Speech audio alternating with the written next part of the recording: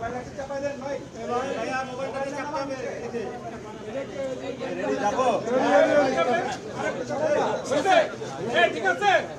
আমরা সারা দেশের জেলা পর্যায়ে আইনশৃঙ্খলা কমিটিগুলো পুনর্গঠন করার জন্য একটা পত্র জারি করেছি। জেলা পর্যায়ে যাবে, উপজেলা আইনশৃঙ্খলা কমিটি পুনর্গঠন করার জন্য আমরা নির্দেশনা দিয়েছি।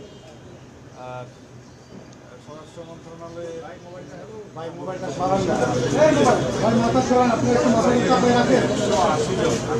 পুলিশ সার্জন নিয়োগের জন্য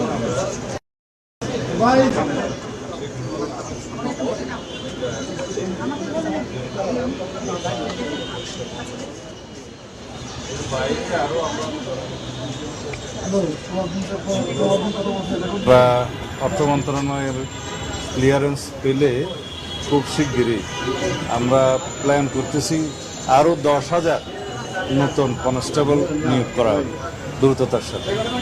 এর বাইরে সাব ইন্সপেক্টর এবং পাবলিক সার্ভিস কমিশনের মাধ্যমে এএসপি নিয়োগের আমরা উদ্যোগ নেব, সেটা পরে যথাসময়ে জানাবো। Thank you. তোমার টায়ার্ড হয়ে গেছে আজকে, কোথায় হবে? ঠিক আছে, থ্যাংক ইউ।